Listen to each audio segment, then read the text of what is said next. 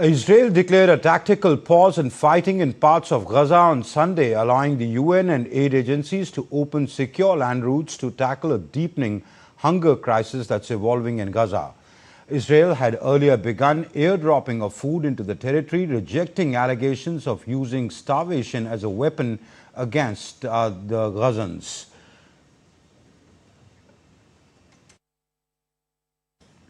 UN and international organizations increased the scale of humanitarian aid entering the Gaza Strip. The pause in fighting would be limited to areas where the military says Israeli troops are not currently operating and will last from 10 a.m. until 8 p.m. local time every day. Meanwhile, 8 trucks have begun entering Gaza Strip as Israel announced a tactical pause in parts of the devastated territory to allow deliveries. Israel insists it's not restricting aid and claims some UN agencies are failing to distribute supplies already inside Gaza.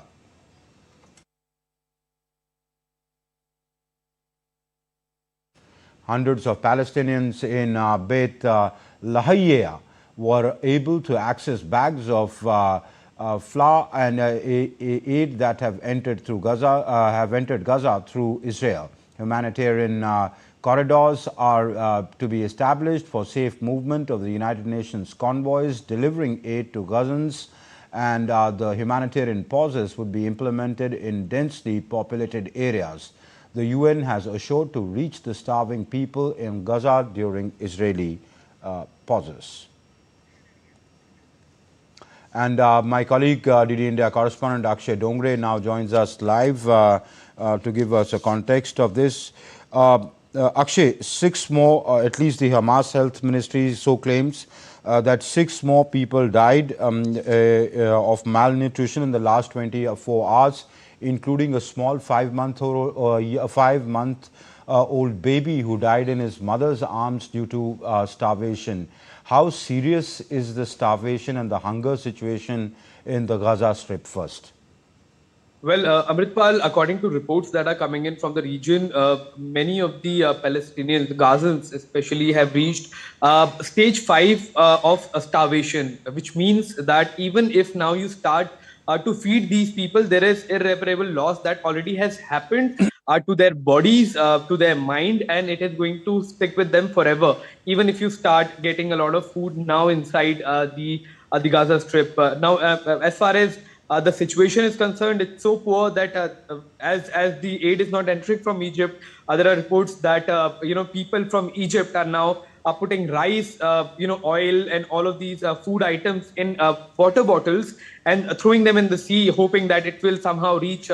Some of them will reach Gaza. Some of them will reach the people who are starving. So there are many experts who are now claiming that this entire situation is now moving away from action taken against during a war to committing war crimes. If you continue with the kind of blockade that is leading the innocent and the common people to suffer and die from it, because even if you claim that Hamas is controlling the entire thing and it is going ahead with nefarious plans, the kind of limited food stocks that are available according to even Israel's definition, then that should be going to Hamas instead of the people. So who is thinking about the people of the conflict region? So the situation all in all, Amritpal, remains extremely poor as far as the starvation is concerned. Okay, and is there enough international pressure on the Israelis to not use starvation as a weapon of war in this conflict that has led to this decision of tactical pauses? And also, in your assessment, given that how these pauses etc. have lasted, how long do you think this will continue? Because they've said it is till further notice. Well, as far as the Western world is concerned, Amritpal, we have seen consistently that till the time it reached to an extent where people will start dying off because of hunger, their response has been extremely mild. We cannot imagine an African country using this kind of tactic in a war situation against a European nation. That would in fact create a situation where the whole world will start condemning for the day one, and it will never reach a situation like this. something we all are aware of quite clearly. And as far as international pressure is concerned, there has not been. In fact, just a few days back, India also had taken a very strong notice of the situation. India had claimed, in the United Nations that India stands with the Palestinian cause. It stands with its Palestinian brothers and sisters. So that was a statement given by India. So while the global South countries are doing something, especially from other parts of the world, when it comes to the Western response, it has been either mild, it has been of indifference. So perhaps that's the reason why the situation has reached to this extent. But also of the regional countries, we have seen a lot of apathy as far as the Gulf nations are also concerned, who could have done things quite differently if they wanted to solve this entire thing, especially the situation of starvation in the region. Back to you, Amritpal.